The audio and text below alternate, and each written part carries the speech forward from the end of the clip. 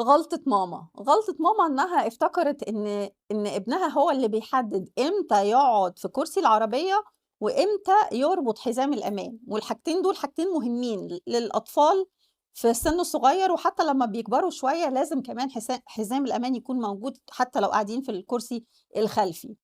طيب غلطة ماما فين بقى؟ إن ماما لمّا ابنها بيرفض يقعد في كرسي العربية أو يرفض يحط حزام الأمان بتبدأ تفاوض، طب معلش عشان خاطري، طب يالّا عشان متأخرين، طب عشان بس هنروح المشوار ده، طب علشان إحنا رايحين النادي، وتبدأ تفاوض تدخل معاه في كلام، ويفضل هو يصرخ ويرفض ويرفص ويعمل كل الحاجات عشان يقول لأ، مش عايز يقعد في كرسي العربية ولا عايز يربط حزام الأمان.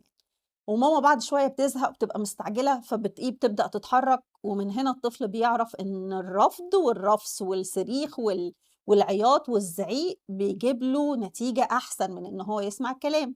وعشان كده، عشان إحنا بنربّي والتربية عبارة عن نظام سلوك قبل ما قبل السلوك وأثناء السلوك وما بعد السلوك، هو ده الsystem اللي إحنا بنعمله في التربية. فلازم ماما يكون عندها صبر، وقبل ما تخرج من باب البيت وإحنا رايحين النادي بتقول: إحنا أول ما نخرج ونركب العربية، أنت هتقعد في الكرسي بتاعك حتى لو سنّه صغير، أو هتقعد وتربط حزام الأمان، وإلا العربية مش هتتحرك. وفعلًا لمّا بنخرج نبدأ نقعّده في الكرسي العربية بتاعه، أو نطلب منه إن هو يربط حزام الأمان، عمل كده بنتحرك، ما عملش كده مش بنتحرك، بنفضل نقول كلمة واحدة بس من غير جدال ولا زعيق ولا تفاوض ولا أي حاجة من الحاجات دي. هتحط حزام الأمان هنتحرك، مش هتحط حزام الأمان مش هنتحرك. ونفضل على كده.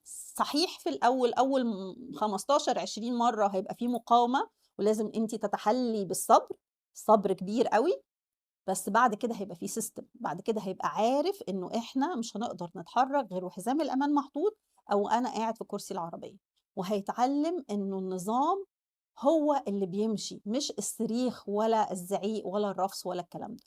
غلطة ماما هي إنها مش بتعمل نظام، بتفتكر إن جملة واحدة أو موقف واحد بيعدّي وممكن نخلّص بسرعة، وغلطة ماما إنها ما بيبقاش عندها صبر. عشان كده تابعوا غلطة ماما، لإن غلطة صغيرة النهارده ممكن تفرق في تربية ابنِك طول العمر.